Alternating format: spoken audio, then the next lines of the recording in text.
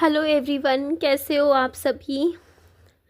तो एक क्वेश्चन मेरे पास आ रहा है कि जब आपकी मांग में मतलब इस तरीके से सिंदूर है, गले में मंगलसूत्र है, तो आपकी ये जो पहले वाली सास है उन्होंने आपको निधि एंट्री क्यों दे दी, है ना। तो इस बात का मैं आप लोगों को जवाब देती हूँ। और हवन में कैसे बैठा दिया, फिर तो तुम मतलब ऐसे मतलब इस तरीके के कमेंट्स आ रहे हैं, तो मैं इस बात का जवाब देना चाहूँगी। देखो, मैंने पहले ही फ़ोन पे क्लियर कर ली थी, ये बात डिस्कशन कर ली थी कि देखो मैं गले में मंगलसूत्र पहनूंगी। और सिंदूर की बात भी हुई थी, तो मेरी सास ने बोला कि तू सिंदूर मत लगाना बट मंगलसूत्र पहन लेना। मंगलसूत्र पहनने से उनको कोई प्रॉब्लम नहीं है, हाँ सिंदूर मत लगाना, क्योंकि जो सिंदूर लगा लेते हैं ना तो फिर लोग पूछेंगे उनसे कि क्या बात हो गई, क्या हो गया, और फिर वो किस किस को क्या क्या जवाब देंगी। तो इसी वजह से ना ये बात हुई थी। सॉरी, आप लोग कहोगे निधि ऐसे कैसे बात कर रही है, तो मैं लेटे लेटे बात कर रही हूँ। आज मेरी तबीयत ख़राब है, थोड़ी सी डाउन है मेरी तबीयत, जिसकी वजह से। और एक तो इनका घर भी ऊपर नीचे 2-3 मंजिला है।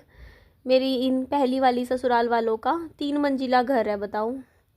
मेरी तो सांस फूलने लग जाती है। रसोई नीचे है, कमरा ऊपर है, थक जाती हूँ बार बार ऊपर से नीचे, नीचे से ऊपर घूमने। ये लड्डू गोपाला की जो भी ड्रेसेस है ना, ये मेरी मम्मी ने भिजवाई थी जब मैं यहाँ रहा करती थी, क्योंकि मैं उस टाइम लड्डू गोपाल की पूजा किया करती थी। तो मेरी मदर जो थी ना, उन्होंने पूरा सेट भिजवाया था। अब तो पता नहीं लड्डू गोपाल जी की पूजा होती है यहाँ इस घर में या नहीं होती, वो मुझे नहीं पता। उस टाइम तो हुआ करती थी। मंदिर में स्थापित तो कर रखा है लड्डू गोपाला जी। तो यहाँ पे मैं दिखा रही थी कि ये हवन का सामान रखा हुआ है मंदिर में, गंगा जल भी रखा हुआ है, यहाँ जोत बत्ती का मतलब पूरा मंदिर का सामान रखा हुआ है। और ये खिड़की है जो कि ये देखो इधर से खोल ली है मैंने, अब कोई वो नहीं है, अब तो खोल लेते हैं खिड़की।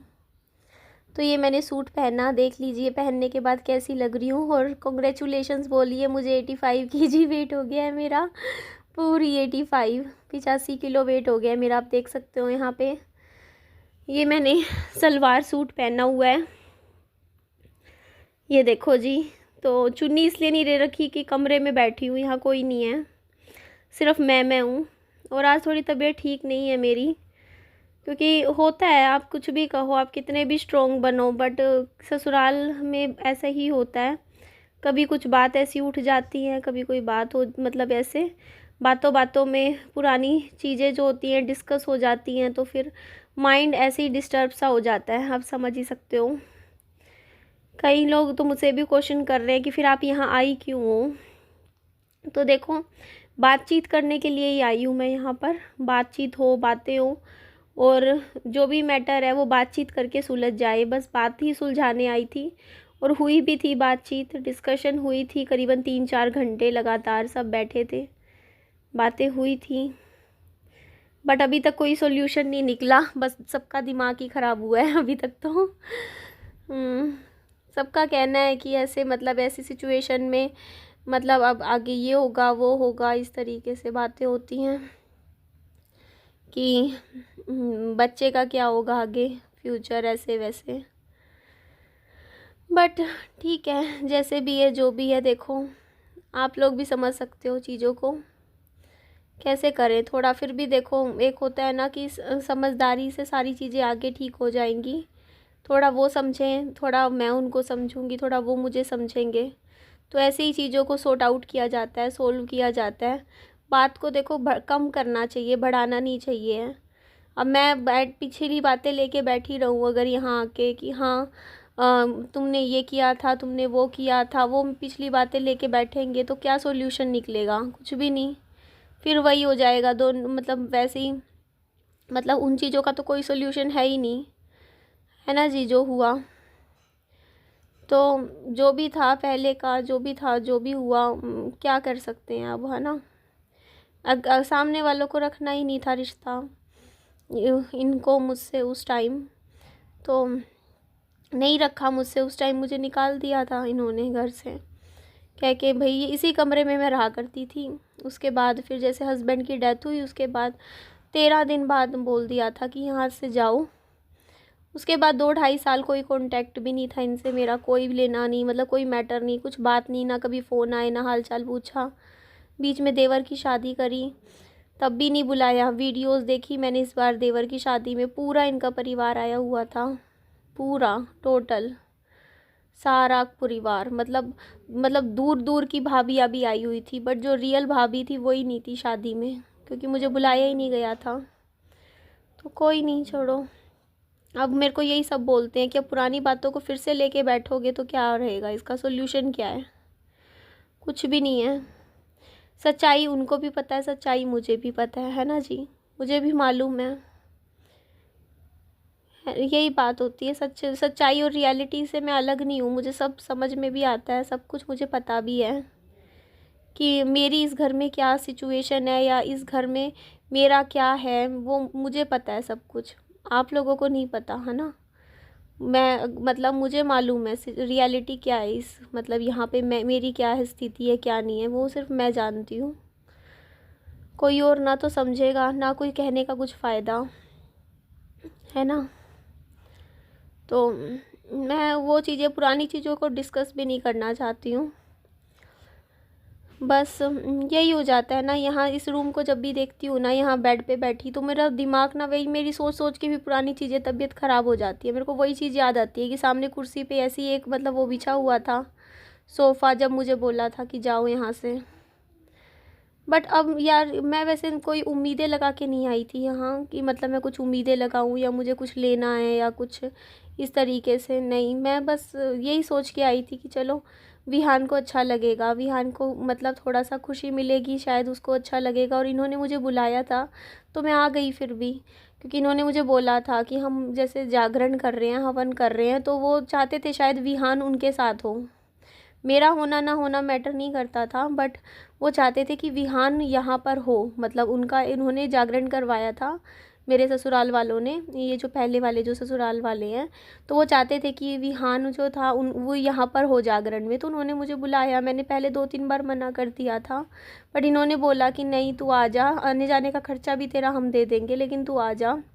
मैंने तो साफ़ कह दिया था उस टाइम कि मेरा ना किराया भाड़ा लगता है, क्योंकि लगता ही है 1400-1500 रुपये लग जाता है एक चक्कर में, अगर मैं यहाँ आना जाना करती हूँ। मेरा हर जगह ऑटो का, रिक्शा का, बसों का, तो 600 रुपये तो सिर्फ मेरा का किराया है, जाने आने का। अगर मैं ढंग की बस से जाती हूँ, मतलब जो एसी बस से जाती हूँ, जो अच्छी बस है, तो उसका ही देख लो।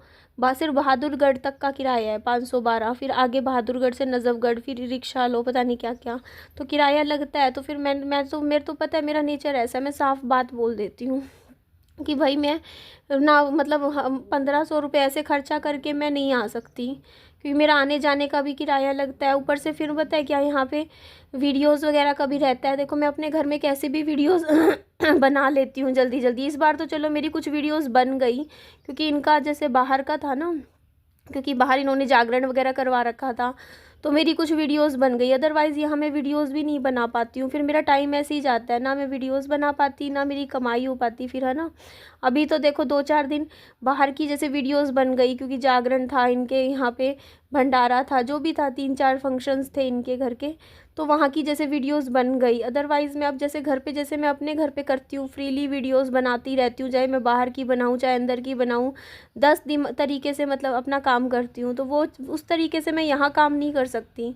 यहाँ मैं एक झाड़ू भी नहीं उठा के, जैसे मैंने इस कमरे कमरे में झाड़ू लगाया, मैं बाहर झाड़ू भी नहीं लगा सकती हूँ, या कोई भी काम नहीं कर सकती हूँ यहाँ घर का, क्योंकि साफ़ है भाई, वो नहीं करने देते, बोलते हैं कि भाई हम कर लेंगे तू बैठ जा। अब बोलते हैं मेहमानों की तरह आइए, मेहमानों की तरह ही जा, मुझे मेरी सास ने बोला ये बात। तो फिर जब बोल दिया कि मेहमानों की तरह आई हूँ, तो फिर मैं क्या काम करूँ। मैं ठीक है भाई बैठी हूँ, अपनी सेवा करवा लो भाई, खा लो बैठ के एक जगह खाना। हाँ हाँ।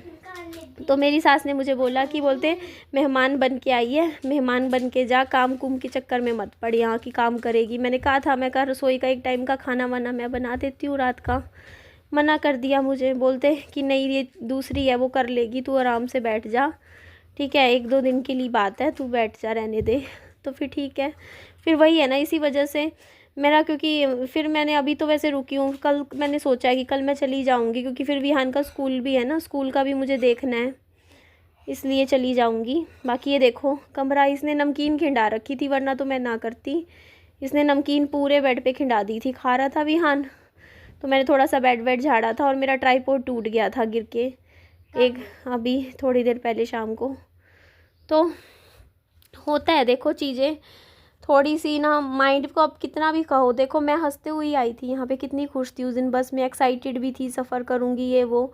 लेकिन यहाँ आके ना पता नहीं अजीब सी मायूसी अपने आप ही आ जाती है चेहरे पे। मैं ये नहीं कहती कि किसी ने मुझे कुछ बोला या किसी का ऐसा हुआ वैसा हुआ, झगड़ा हुआ, कुछ भी नहीं हुआ। बट फिर भी क्योंकि बहुत ही ज़्यादा दर्द भरी यादें इस घर से जुड़ी हुई है मेरी, तो मैं कितना भी खुश रहने की कोशिश करूँ, सबका मतलब एक तरीके से मूड ना थोड़ा सा ऐसे ख़राब सा रहता ही है। यहाँ आके मेरा भी मूड थोड़ा सा ऐसे ही रहता है फिर, क्योंकि चीज़ें सब कुछ फिर याद आती हैं। फिर कुछ बातें ऐसी होती हैं, मान लो कोई कुछ कह दे, ससुराल तो देखो ससुराल होता है, तो किसी की कोई बात अच्छी ना लगे तो वो मतलब मन पे लग जाती हैं।